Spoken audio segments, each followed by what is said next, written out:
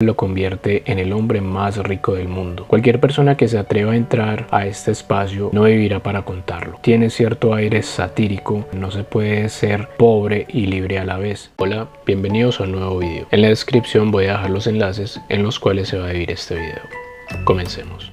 Hoy vamos a hablar de un libro llamado Un diamante tan grande como el Hotel Ritz, escrito por Francis Scott Fitzgerald. Es este librito que hay acá, es un librito que tiene menos de 100 páginas, se lee con muchísima facilidad y está escrito a modo de cuento. Este libro va sobre un señor, un coronel que viene de una mala racha y se encuentra un diamante gigante, o más bien una montaña de diamante. Lo descomunal de este diamante hace que este señor pues tenga que guardar con mucho hermetismo su descubrimiento, vendiendo solo algunos pedacitos de esta inmensa montaña de diamante, lo cual lo convierte en el hombre más rico del mundo. Este señor vive con su familia en un lugar totalmente aislado, alejado de cualquier núcleo social y de cualquier contacto con otras personas. De hecho, el señor lo que hace es construir como una especie de castillo o de mansión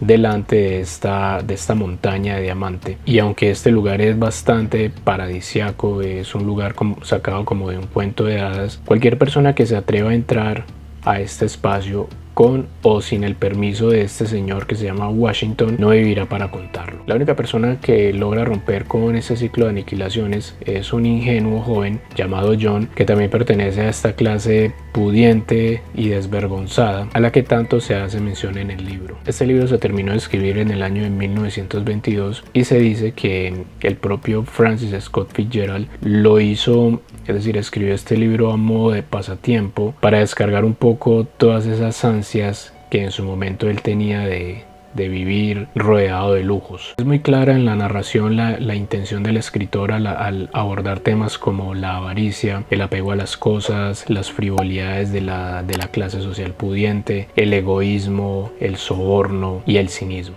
El estilo del libro o la prosa del libro es bastante sencilla. En algunos momentos el libro tiene cierto aire satírico. Hay algunas partes en las que el escritor utiliza mucho el humor ácido y el humor negro. También se hace uso de manera continua de los hipérboles. Oye, despacio, cerebrito. Y con eso me refiero a las exageraciones, como por ejemplo la montaña de diamantes, o como por ejemplo el hecho de construir como una especie de castillo, de mansión en un lugar que es totalmente inaccesible. Esto solo por mencionar dos de las situaciones exageradas que puedan haber en el libro. Y en ese sentido hay un comentario que mezcla un poco ese detalle del humor ácido del escritor con las situaciones exageradas, y la frase dice que no se puede ser pobre y libre a la vez. Uy, no lo puedo creer. Y que en ese sentido esta clase social siempre escoge lo segundo, es decir, de ser libre. ¡Bravo! ¡Bravo! ¡Este sí es mi ídolo! Obviamente dentro de este comentario hay un sarcasmo bastante fino e incluso cierto grado de cinismo. Este libro está ambientado en la época posterior a lo que se denominó la Guerra de Secesión, hasta finalizada la Gran Guerra o la Primera Guerra Mundial, es decir, más o menos hasta el año de 1918 o 1919. De manera un poco paradójica, tiempo después el propio Francis Scott Fitzgerald probaría las mieles y las frivolidades de la riqueza.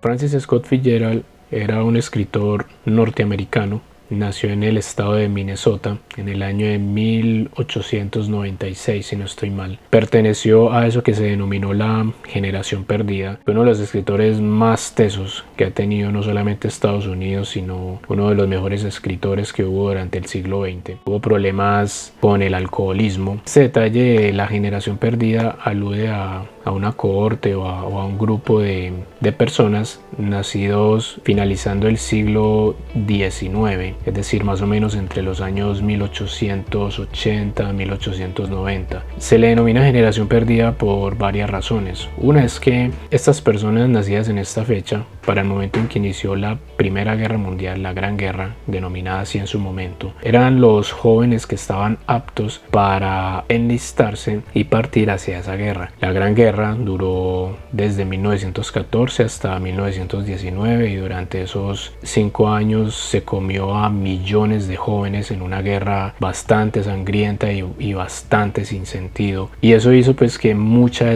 esta generación se perdiera en esa guerra sin un objetivo muy claro. Otro detalle por el cual se le considera una generación perdida es por el hecho de que estas personas que sobrevivieron a esa guerra denominada hoy la Primera Guerra Mundial, pues fueron jóvenes que tuvieron una vida difícil, una vida sin sentido, fueron jóvenes que estuvieron muy desorientados, sin un norte muy claro, precisamente por este detalle pues de haber vivido, de haber combatido en un escenario tan fuerte. Y esto llevó a que muchos de ellos se sumergieran en el alcoholismo, muchos también se suicidaron posteriormente, o muchos no tenían ni idea de qué hacer con su vida. Y el tercer elemento por el cual también se le denomina la generación perdida es por el hecho de que algunos escritores, este detalle ya es más cultural, concretamente de origen norteamericano, fueron expatriados y se fueron a vivir a Europa, en Francia, en París, o en España, en Madrid o en Barcelona. Algunas de estas figuras que se refugiaron en Europa,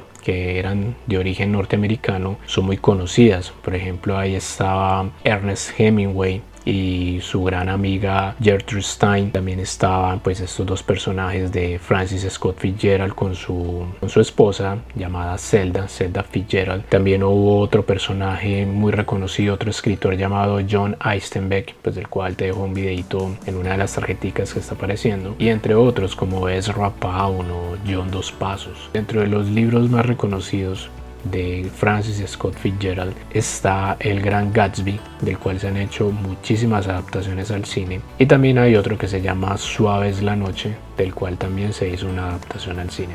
Eso por mencionar pues dos de sus grandes obras que son más reconocidas. El libro que estamos analizando hoy, aunque es un libro con una crítica social muy concreta, no es un libro muy conocido, no es un libro muy divulgado. Bueno, no me lío más con esta reseña, creo que ha sido suficiente. Si has leído algo sobre Francis Scott Fitzgerald o sobre alguien que haga parte de esa generación perdida, déjanos los comentarios. De antemano, muchas gracias por haber visto este video hasta el final. Nos vemos en una próxima ocasión con alguna otra reseña en algún otro video.